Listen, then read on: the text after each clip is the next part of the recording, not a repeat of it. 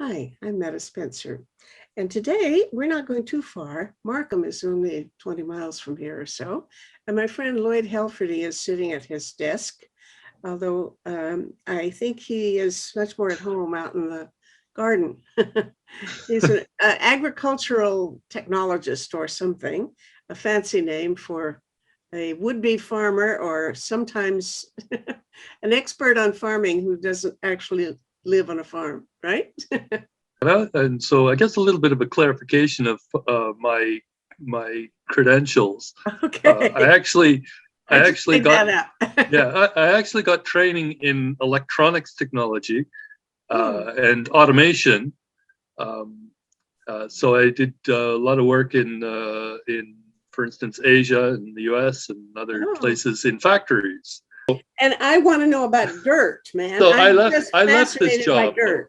I left this job thinking about probably in the late 2000s, thinking, okay, now the renewable energy is this big new thing. It's coming up. So the Green Energy Act was being discussed. So I joined the Ontario Renewable Energy Association. And that was the story of me getting into biochar, because I joined thinking, oh, okay, I'm going to study wind or I'm going to study solar or do something in that sector.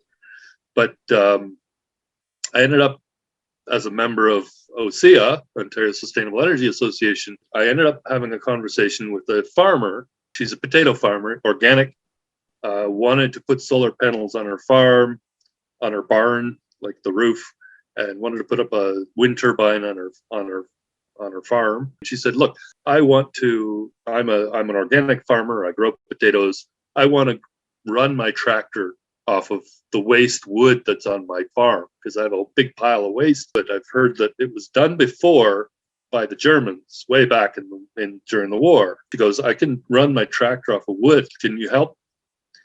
And so I did. I went to help her, and I did a little bit of research to figure out, like, how can you do this? So I discovered gasification. And that's the process of turning wood to gas, wood gas. And that process of pyrolysis, producing wood gas, produces a gas that can burn in an engine and run a tractor, whatever. Byproduct is this thing called charcoal.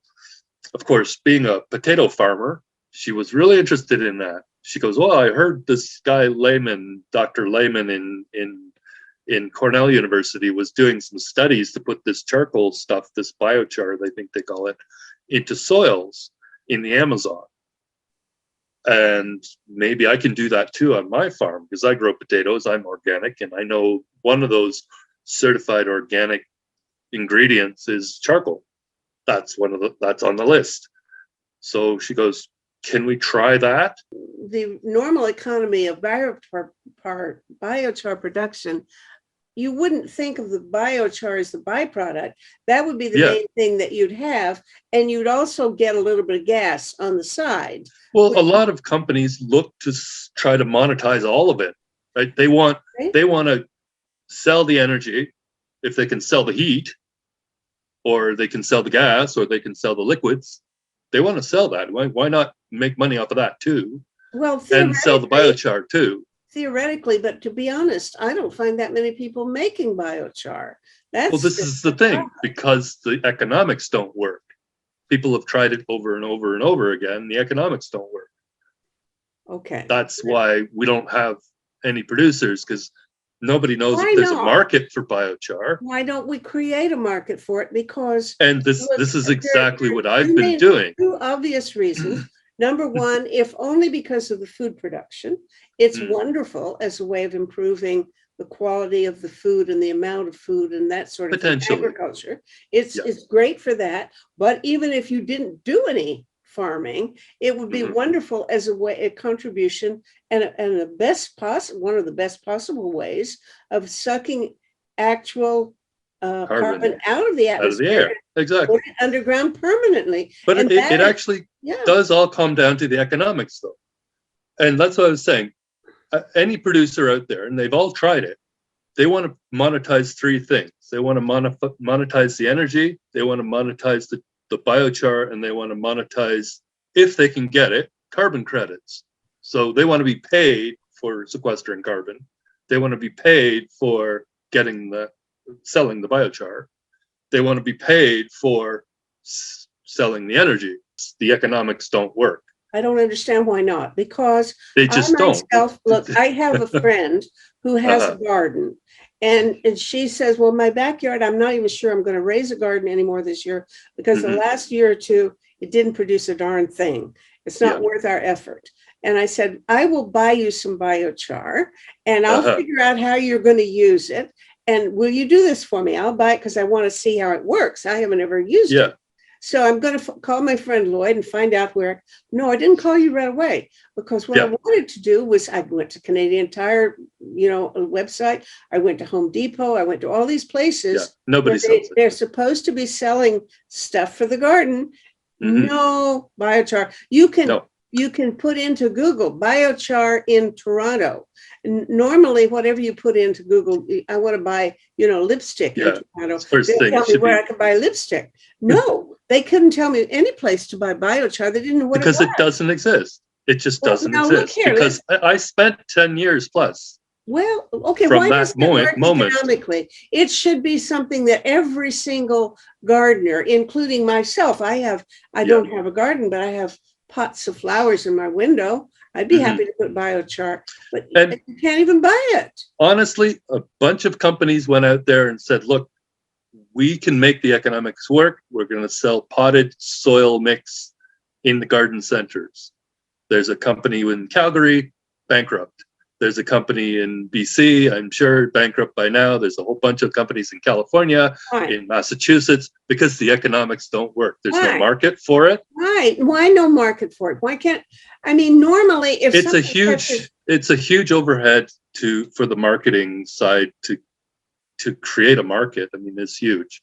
This is actually what I've been doing, but it's a very long-term solution. Yeah, but normally to create if a new idea comes along, some better mousetrap, there's a market right away. I want a better mousetrap. Well, there was for a while.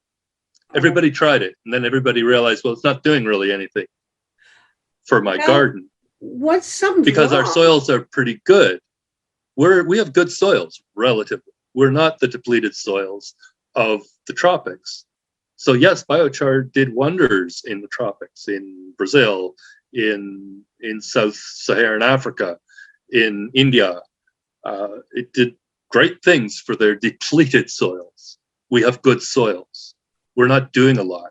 We can sequester a whole lot of carbon. That's valuable if you value the climate benefits. Well, we have cold you soils. make it sound like if you value the climate benefits, man, we're going to perish if we don't value in the market as it exists today. There is no value to sequestering carbon. Nobody will pay you that for doing that. There is no market value. That's the value I'm talking about. So there's no incentive in our current existing market to sequester carbon. You can offset carbon, but you can't sequester it. Want to do, I've got a million friends who say, I want to do something about global warming. Okay, well, they'll do things like turn out the lights when they go in the other room. But what really would make a difference, and people don't realize, it's not enough just to stop emitting carbon. We've got to do more than stop the carbon emissions. We've got to reverse it and start pulling this out. Absolutely. And not only start, but we better step on it because things are getting urgent, really perilously urgent. So this is an important way of doing it. It's probably the only economically feasible and scalable way of doing it. It's almost there. It's these companies actually that tried it lasted a while. But they burned through their capital. Maybe what we need is just plain blasting the public with information. Absolutely. This is something very, very But how much does that cost? You want to run a TV ad? That's going to cost you hundreds of thousands of dollars, right? You can't making this right now. You just send it to your friends. yeah. and we'll get it out. Oh, I've been, as I said, I've been doing this for more than 10 years, since 1998. We haven't got there yet. Everybody does know about biochar now, but of Oh, they course, don't. well, a lot of people do. They don't know how to use it because they've never used I'm it and always they've having never to seen it. explain what it is. It's Uh-huh. very normal to explain what it is.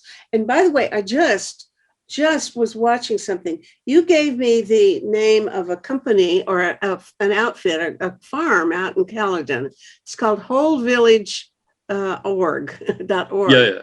And I have been watching. I went to ask them for information, which they haven't returned my call yet. But there's a wonderful video there. It's like almost 2 hours long. And this guy named Albert Bates. Oh, Albert. Yeah, I know Albert. I met him a couple times. Yeah. Oh, yeah. He was at the biochar conferences that I went to in the US. He would always be there.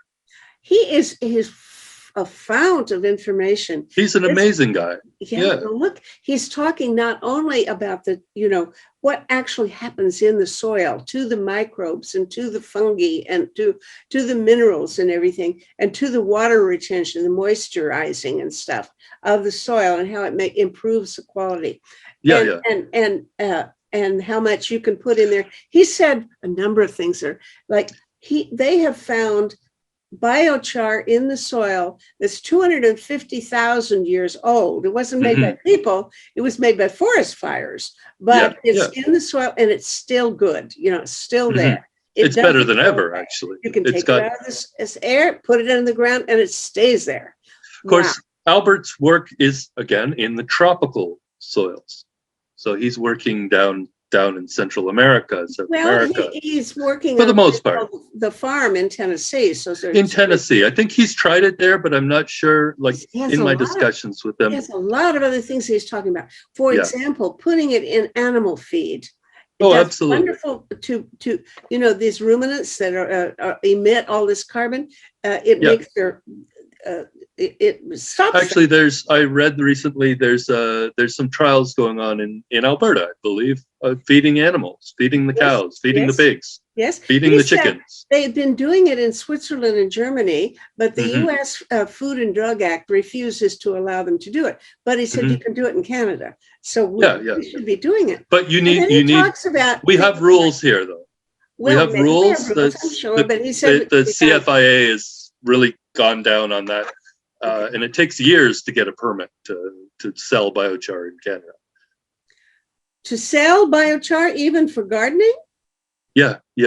Anything that goes into soil anywhere. The CFIA, the Canadian Food and Agriculture organization of the Canadian government, basically says no importation or sales without a permit from us.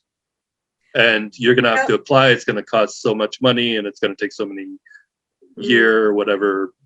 Before I even to get your permission, I had taken a trip through the Rockies by car, and I had seen, this is like 10, 15 years ago, I saw hundreds of miles of these pine trees in the Rockies that were red dead, because of the pine beetle. And when I came back, the first thought I had when I heard about biochar was the best thing Canada could do for the world right now, because we're really not doing very well in terms of carbon with all these, the tar sand emissions and stuff. So we're not doing our share.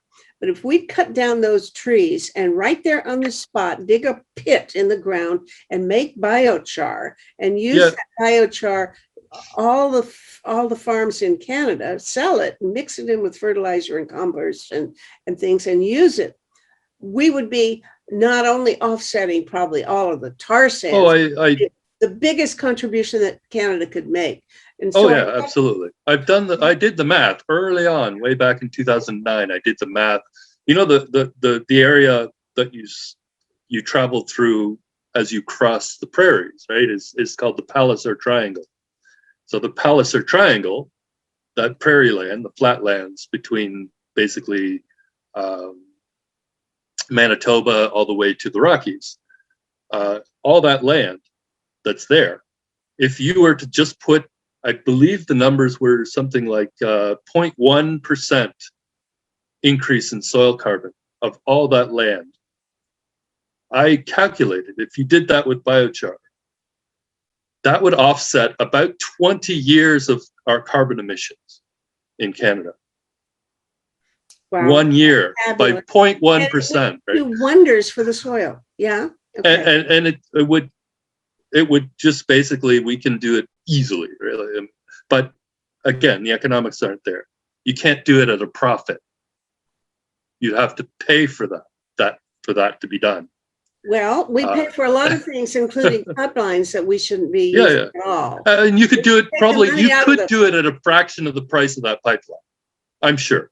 Take the damn money out of the pipeline and put it in biochar. Oh yeah. And, you know, the French started this thing 5 years or so ago called 4 per mille, 4 per thousand. per thousand, meaning that every farm should, I think, every year try to increase the amount of carbon in their soil by not 4%, but 0.4%. Yeah, 0.4% per year. And that if we do that, we've got, well, I don't know how far.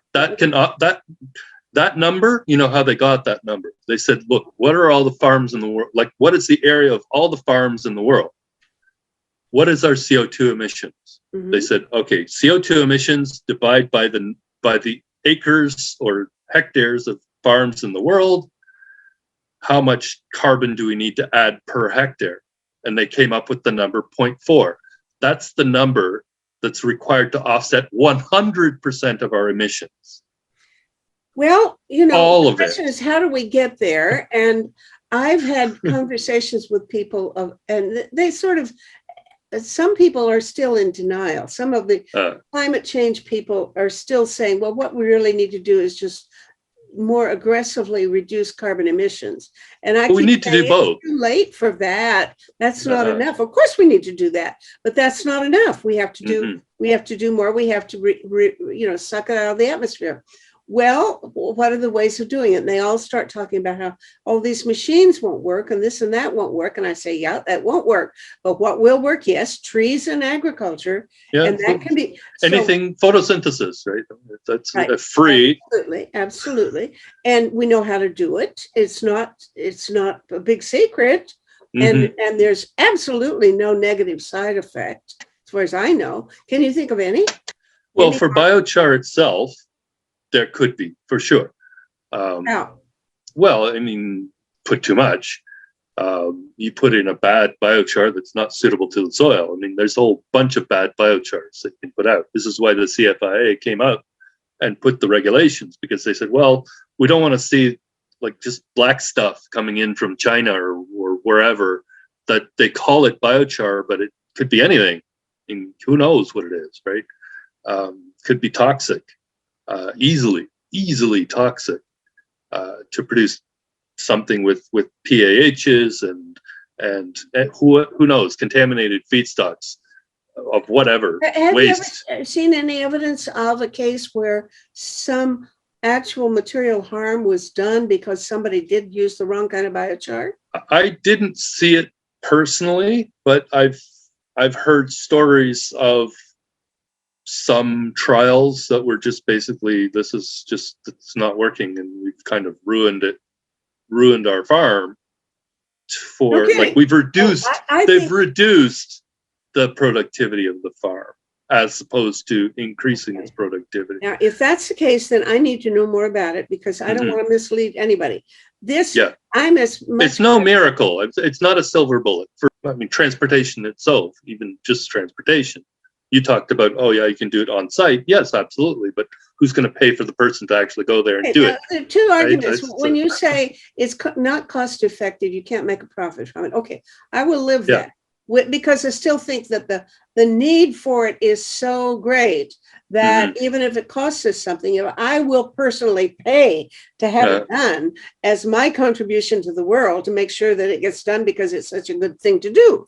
But if you tell me, yes, but you can actually do harm with it, that's a different story. Well, that's the potential is there. The potential is always there for anybody to do something nefarious.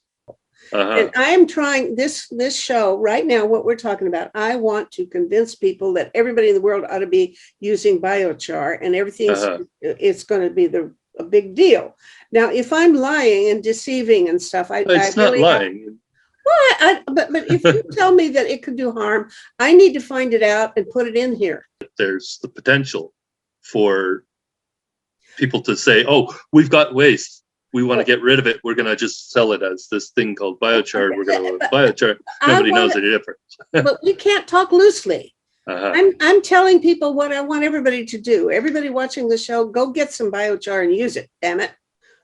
But it's not out there. That's the problem. Well, I'm going to try to find it. I'm going to try to do my best to make sure everybody knows how. I'm going to keep you after this because I think it's important. But if you tell me that I'm actually doing some harm, then I have to stop. There could be a negative. But what I'm saying The is pyrolysis process. It's not enough. It's not enough, Lloyd, to just say, well, it might go bad. There might be something wrong and we're not quite sure. And I heard that maybe somebody someplace thought that something happened. No, if I'm reporting on something, I have to tell the whole story and give the facts.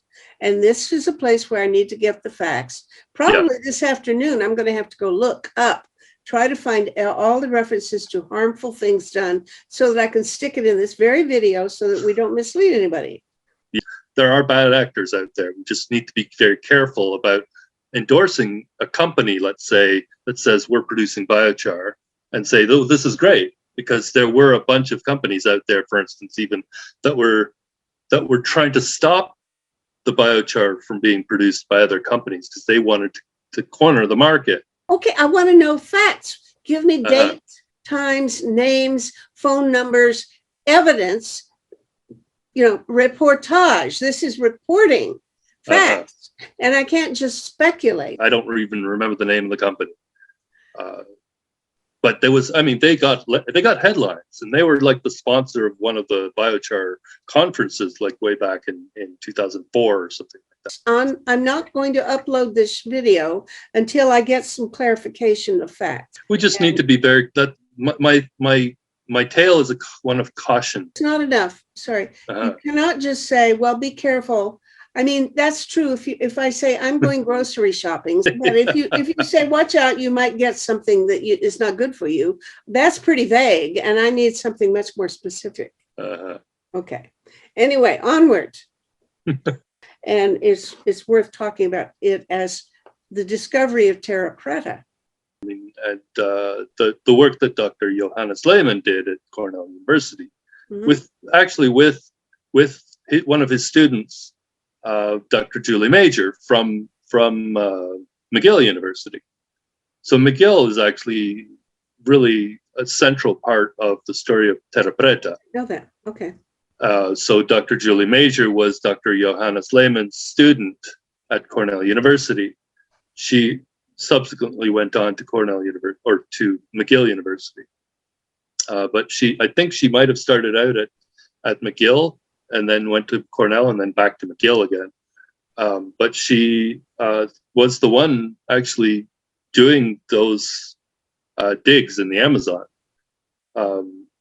figuring out what is this stuff that makes this terra preta soil so fertile after so many centuries, really, in an otherwise very infertile tropical depleted soil situation. Everything else was depleted tropical soils, but where these terra preta were very rich soils.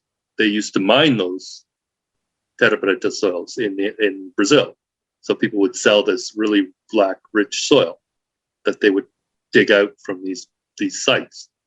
But they did archaeological digs, and they were actually looking at the history of what is this stuff, because there was pottery shards, there was all sorts of things. They were doing archaeological work from Cornell, but then the ag guy, Dr. Lehmann, said, look, this black soil, there's a reason why it's black. We want to study this for its potential. How can we create these permanently fertile soils? What is the secret behind what happened here? And the secret was the civilizations that were there. Those pre-Columbian civilizations had created those soils. They were likely their waste middens, or they were produced deliberately. We don't know, because they're just piled. I mean, this is ancient soils. They're thinking there's some theories that say these were created deliberately, some theories that these were just their waste piles. And basically what would happen is in the village, the ancient pre-Columbian village, the Aztec village, I'm not sure if it was Aztec or what the tribe would have been at that time, but they would have their charcoal fires and they would cook over the charcoal fires every day and in their homes. And then at the end of once they're finished cooking their meals, they would dump the charcoal or the ashes with little bits of charcoal in it into clay pots. And those clay pots, at the end of, let's say, the end of the month, they would fill them up and they would dump them into a pile and smash them into a certain place. So there were a bunch of broken pieces of pottery shards together with charcoal, and all those got buried by the jungle when those civilizations disappeared after basically Columbus came and discovered the Americas and discovered, I say, and those civilizations disappeared and the forest took over and buried all these things, and they sat there for centuries. They kind of turned into these really, really deep soils that were extremely fertile. 6 feet deep. Yeah. And so they did the archaeological evidence, like digs on these sites. They found all these pottery shards. They found all this charcoal. They found this really rich soil. And people like Dr. Johannes Lehmann at Cornell University did the research on that and said, look, big part of the reason why this is so fertile is because it has this charcoal in it. I want to ask a more basic question, though, which is something I should already know the answer to. People all around the world make charcoal to use for cooking or whatever.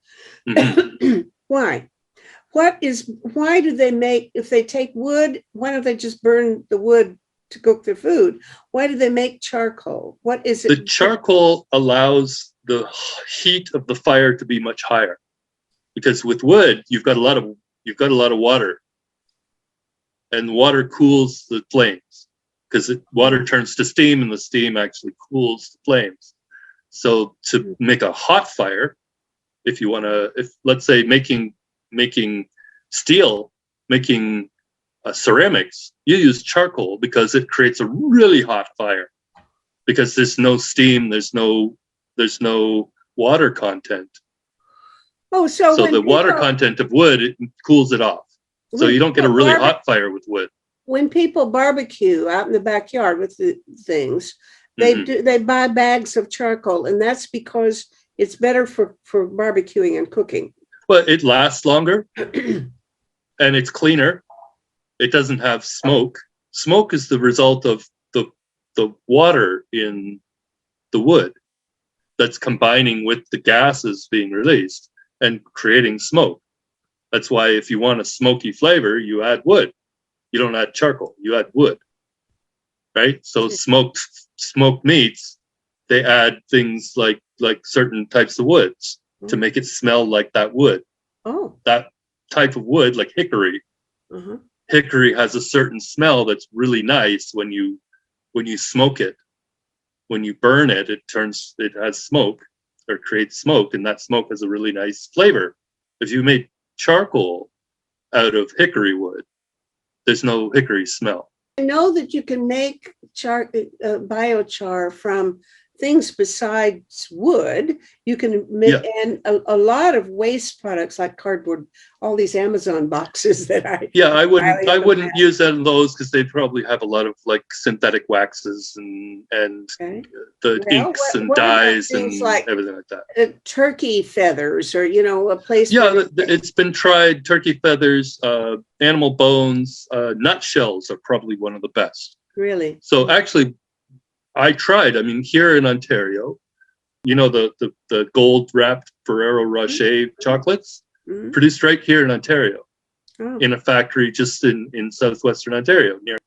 What is every single Ferrero Rocher chocolate? They're putting in a Brazil nut in the middle of a Ferrero Rocher chocolate, right? sorry, it's a and Would it Europe. be hazelnuts? Hazelnuts, that's what it is. Hazelnuts. They don't grow Brazil nuts here too much. So I keep saying Brazil nuts. What did you just say? Hazelnuts. Hazelnuts. So hazelnuts do grow here. So actually, the Ontario Ministry of Agriculture was saying, look, we should grow hazelnuts here for the Ferrero Rocher chocolate factory here in Canada. We can produce the nuts for our chocolates instead of importing them from Europe or importing them from Washington State in the US. So there was a whole push to try to grow these hazelnuts in Ontario. So if we're producing millions and millions of chocolates for North America, we'll have millions and millions of nutshells. Now we can have millions and millions of feedstock to produce biochar from those nutshells. So if you're producing just chocolates, now it makes economic sense to produce biochar from that waste. But I mean, your complaint was that nobody wants to buy it. Well, that's the thing. You need to find those synergies. And again, yes, you're right. Nobody really knows what this stuff is and what's the benefit of buying it and using it. Like, why am I buying it? Enough hazelnut shells to make a whole industry. I'm sorry. Well, and that was the thing. Like, you have to do the studies to figure out, does it make sense? Are they producing enough for me as a producer of biochar to take the waste from the Ferrero Rocher factory, let's say, and their nutshells? They might be producing 10 tons a week. Who knows? I bet you could find other people producing things that they'd like to get rid of. I hear that corn is a problem because you get the a lot of studies have tried. Yes. Because a lot of studies have looked at corn. I've looked at all these wastes of all these farm wastes, food manufacturing wastes of all kinds. Tons of studies. And there's probably some cases that would work. And I thought that would work. But to get that studies in the first place, you really need the synergies to be created that allow that to happen. It never did happen. As far as I know, nobody actually started producing hazelnut biochar or hazelnut shell biochar. Maybe somebody in Europe's done it. We have to do much more of other things as well to create more carbon in the soil and to rescue the future of soils, because we're so rapidly depleting the quality of the soil that even the quality of the food that we eat is not as good as it used to be for us, for health reasons and for producing the nutrients that we need. And it's just not, the future is very bleak. We're gradually ruining and depleting the soil. So what can be done? What about this 4 per 1,000 move? Well, the 4 per 1,000 was really, I got involved with them too. I had meetings with their secretariat when they first established the organization. Basically, it was actually the agricultural minister for France that started that organization, the former agriculture minister for France, who attended the COP21 meeting in Paris. So Paris got signed, and there was a side agreement during Paris COP agreement that they would create this organization, 4 per 1,000. And what 4 per 1,000 would do was find ways to increase soil carbon by this 0.4% per year. And they would create an organization that would, let's say, organize the world around the studies of how this can be done. So that's ongoing. I've been working now, and this is what I've been doing for the past few years, not directly working with biochar, but working with the Climate Smart Food Program. Okay, so what we're trying to do is to create, as you had mentioned before, how do we create the demand? We don't have that time. So we need to say, farmer, you add biochar to your soil because what you can do is something very similar to like organic certified food, right? So the organic farmer becomes organic because they believe in the improvement of the food through organic means. Because they say, okay, it doesn't have pesticides, it doesn't use fertilizers, it has a lower carbon footprint. We're doing better things for the earth, better things for the soils. Our farming is more humane and ethical. So that's why a lot of farmers do tend to go organic, or they think, okay, I'll go organic because I can sell my food at a higher price. That's their incentive. They've got multiple incentives to go start farming organically. So we created a similar type of system, an incentive system for farmers to put carbon into their soils or to increase their soil carbon. So the idea is that something like organic certification, we certify your farm as climate smart. And in that process, you can now brand your food, whatever you grow on your farm, as climate smart. So you now have climate smart certified food. So like organic, as long as you increase your soil carbon, that's all. Our criteria is increase your soil carbon year over year, however you do it. I don't care how you do it, but we'll do a soil test. Year 1 or year 0, here's your soil carbon. Year 1, here's your soil carbon. Did it go up? Great. Yes, it did. Oh, yeah, okay. We'll Tell give you me about certification. the measurement of that. What do you use, and how good is it at really measuring the amount of carbon in the soil? The soil carbon tests are actually a standard. All farmers do it anyway. They when they do a soil test, they test for nitrogen, phosphorus, potassium, carbon, sometimes some of the minerals like calcium, iron, or some of these what they call micronutrients. So they test that pretty much every year. They just randomly take some samples from the soil on their farm, send it into the lab, and get it tested. We would need a little bit something probably a more sophisticated, maybe randomized, something like that. We haven't worked out the specifics on the protocols yet, but we've got the framework for the protocols for climate smart certified. So the idea is, though, that increase your soil carbon, send your soil to the lab. If you're showing that you're increasing the soil carbon, you can get certified as climate smart, and whatever you produce on your farm would be climate smart certified, just like organic. Okay, now hold on, because there are several different languages or terminologies that are used. I hear about regenerative farming. Regenerative does. You've used the word organic farming. Now climate smart farming. I don't know how many other things there are. Well, those are the three main. Presumably, organic farming already is improving the carbon content of the soil, right? And regenerative as well. Yeah. Okay. How are they different? They're not mutually exclusive. They're complementary.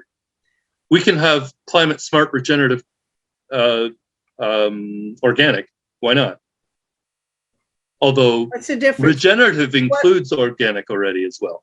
Does so it? you wouldn't say organic regenerative, because regenerative includes organic already.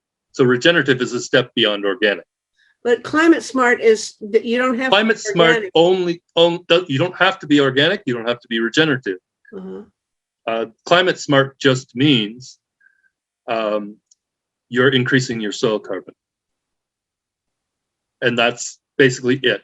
But there's actually a second part to our climate smart certification protocol, and that's having to do with the implementation of the Sustainable Development Goals at the farm level by the business that's implementing their carbon sequestration for their farm. And the SDGs have been something that's the United Nations and their agencies have been really promoting more in the developing world, not the developed world. If you take a thing and you say, to be a climate smart farmer, you have to promise to adhere to the SDGs. Well, not adhere. You have to implement some of the solutions to or what are the rules? One or more. One or What's more. That? Oh, okay. Beyond SDG 13, climate action, because you're already doing that. by I see. sequestering carbon in your soils. So you can do something to, for instance, promote gender equality. That's an SDG.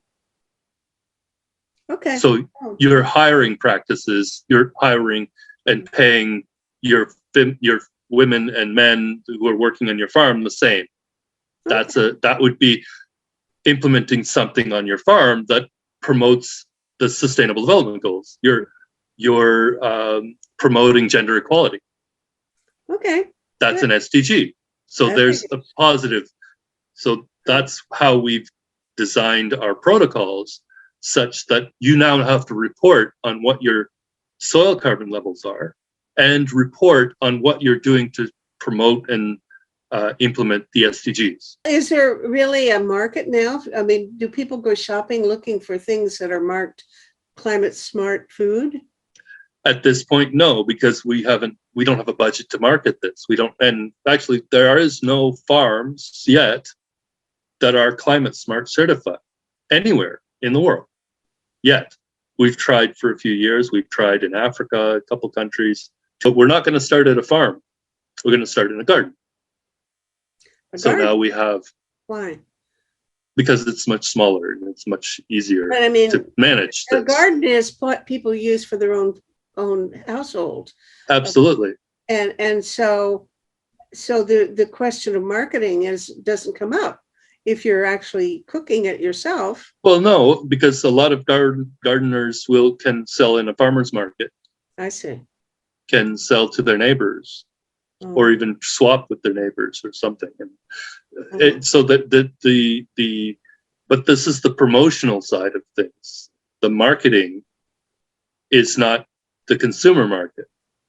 It's the local village, let's say, or community market. It's the translation of that message that this is how we can solve the climate crisis.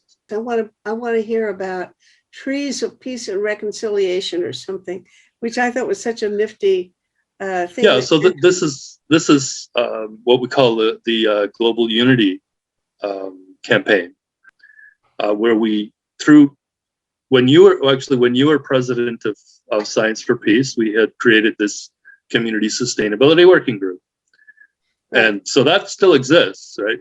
Through Science for Peace. If you go to the Science for Peace website, you'll still see Community Sustainability Working Group. I'm still chair. And so we have a couple of organizations or projects running through that. So what we're doing is a climate smart victory garden is like a climate smart farm. We increase the soil carbon year over year. And we certify the garden. And the gardener can now sell their produce to their neighbor as certified climate smart. So this way you can have a market garden in your community that sells food to the community members that's certified as climate smart. Where the idea is that the incentive for why you want a climate smart is not necessarily to get paid more. Like most organic producers, the incentive for them to go organic is also because they can sell their food at a higher price to the consumer. The consumer is willing to pay more for organic food. What our idea is, though, is that we don't want the climate smart food to be more expensive than the regular food. In fact, we want that climate smart food to be cheaper, to cost less for the consumer. That way the consumer will have more of an incentive to buy it. Is there any real prospect that can happen? That can happen by paying the producer for the carbon they've sequestered into their soils. So if we have, whether it's a public market or a private market, to pay the climate smart farmer for that soil carbon. Where would you get the money to pay them? The government or what? No, well, so we have you have a credit card, right? In your wallet. A lot of these credit cards have incentive programs, like 1% cash back, sometimes 2%, sometimes 3%, where you get air miles or something like that, right? Every purchase you make on your credit card. So it's an incentive program, right? So we have an incentive program for people to buy climate smart products. So they can get let's say a credit card with a 1% cash back, but the 1% doesn't go back to you. The 1% goes into a pool of money that goes to pay the farmers for the carbon they're sequestering. So if 1 million people have this credit card, the climate smart credit card, and they get there's a 1% of their whatever they buy on that credit card now goes into a bank account, and that bank account pays the farmer. Oh, that's so a the great consumers, idea. How far right? are you from being able to actually get it's a concept right now, but we're working with an organization that we can do this through the private sector. It's possible. We haven't done it yet because we don't have like I said, we don't have a climate smart farm or farmer or farm group organization that says, yes, we want to do this. Tell me about the Tree for Peace and Reconciliation. So we planted a tree of peace and reconciliation back in August 2019. And so that was done in Pickering. But that was done in order to promote a program called Watering the Fields of Humanity by an organization in New Zealand called Global Cooperation Day. So Global Cooperation Day in New Zealand wanted us to promote their programs. And so that date, the Feast of St. Francis of Assisi, commemorates St. Francis. So Global Cooperation Day was decided to be on that same date, October 4th, because St. Francis was the person who had negotiated the end of the Crusades. He brought together the King of Egypt and the Sultan. He effectively ended the Crusades by bringing together the two leaders at that time. He was who did? St. Francis or somebody else? Saint Francis. Really? St. Francis ended the Crusades? Basically, St. Francis ended the Crusades. So he was a peacemaker. So he brought different cultures together, basically the Catholic side and the Muslim side. So he brought the Catholics, leader of the Catholics and the leader of the Muslims together to create peace, to end these thousands of years of war. So this gentleman in New Zealand, Adam, wanted to tell the story of the Sultan and the Saint of St. Francis and his role in bringing the two leaders together to end the Crusades. So how can we create world peace through dialogue? So that was the story we were trying to tell with the planting of the Tree of Peace and Reconciliation that we did here in Ontario. Our Tree of Peace and Reconciliation is actually taking the story of the Tree of Peace that is now symbolic of the First Nations of North America, Turtle Island, and melding that into the Tree of Peace and Reconciliation, which tells the story of St. Francis. Okay, thank you. So the idea is that the Tree of Peace and Reconciliation, when you plant it in your community, it has meaning, not as the Tree of Peace of the First Nations, and not as just the story of St. Francis. It's symbolic of a sacred site within your own community where people can come together and put aside all their politics and put aside all their religion and put aside all their differences as human beings, come together as human beings, put aside their differences, their age, their religion, their politics, everything like that, come together and have discussions at and around the Tree of Peace to discuss solutions that we need to implement in order to achieve those sustainable development goals. Oh, all right. So the tree becomes a symbol of peace, but also reconciliation and forgiveness in our community, where we have conversations about solutions. Thank you. All right, we've used up our time. And I'm going to go look for some more facts so that I can put Mhm. it on the end of this about where you have to be careful, what you have to be careful for. I would suggest just look up PAH. What's that? PAH. I forget the scientific name for it, but PAHs are nasty chemicals that can be produced. And if biochar is badly produced, can contain these chemicals that can be very toxic. So that there was a lot of concern at the very beginning in the biochar initiatives, the Canadian Biochar Initiative, about the PAH All right. as a potential toxin that we could be putting in our soils accidentally. Take care. See you. Yeah, thank you. Bye-bye.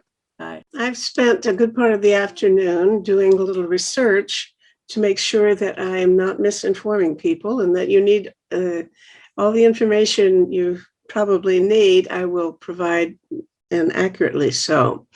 I've read a lot of articles, which I mostly didn't understand because they were very technical, but I found a good article that was great because it summarized, it took a whole bunch of other articles and took the juicy parts and told you what they all amounted to. And this is by Jian Wang et al., a bunch of people, in an article in Environment International, volume 130, September of 2019. And it's called Polyaromatic Hydrocarbons in Biochars and Human Health Risks of Food Crops Grown in Biochar Amended Soils, a synthesis study. The basic information can be summarized as so. The amount of, I should tell you this. The one thing all these articles seem to agree on is that the toxic contaminant that you want to avoid is something called PAH, which stands for polyaromatic hydrocarbons. And you don't want that stuff. Apparently, it's carcinogenic and maybe other bad things too. You could get other things like heavy metals and things, but apparently that's not really a problem. The thing you have to worry about is this PAH stuff. And what they say is that there's an enormous, a vast variation in the amount of this stuff that you find in the soil that has been treated with biochar. And the concentrations varied between 0.02 and 3,574 somethings units or whatever it is per kilogram. UG, I don't want to. Anyway, it doesn't matter what the unit of analysis is. It just shows you how, some soil has thousands and thousands of times more of it than other soil. So it's, you got to explain what causes all that variation. Well, not unexpectedly, it was determined largely by how much of the biochar, how much PAH the biochar contained when you put it into the soil or on the soil, obviously. And you just want, less rather than more. Therefore, they tell you what, apparently rice, some species of plants absorb it more than others. Rice is something that you might want to think about before consuming rice grown in biochar amended soil. This is true largely in Asia because they seem to use it some there. But the basic recommendation is that you should not apply more than or even up to 20 tons per hectare if you're a farmer. And this will be sufficient to minimize human cancer risks. They also mention that the amount, however much you put in the soil, the bacteria degrade it anyway. So if you leave it a while, especially if you age it, I guess above ground, I don't know, age it before putting it in, then it's gone after a year or so, it's negligible if not absent. So that's, but if you'd have to hang around and keep this stuff for a while. Also, if you heat it, you can reduce it. But they say, maybe that's a bother and expensive and stuff. So the best thing would be to mix it in with compost, and be careful, that the compost will help reduce it. So just the basic line is, you could eat root vegetables and lettuce and stuff that's been grown in this. Maybe you be more cautious about rice, but it's reasonably, it's safe. If you're a farmer, you shouldn't put more than or about 20 tons per hectare. I can't even visualize how much 20 tons would be, but there you go. So the other thing I did was try to find some of the stuff. And as I reported to Lloyd, I couldn't find any for sale in online on the websites of either Canadian Tire or Home Depot. And the others, that other gardening places, it was obscure about whether this is really what they were selling or not. It wasn't clear. But I did find that you can buy it from Etsy, ETSY, which is one of those online outfits. And this, for example, I'm looking at there are several available through Etsy, different quantities and so on. And they say this one is 32 ounces of biochar for $19. And that's Canadian. And biochar 5 gallons, that'd be $45, et cetera. So you can even buy it by the, looks like barrels full for 250 something. There you go. If you want to do this, I think they basically are saying it's safe. Just if you're a farmer, don't overdo it. Okay.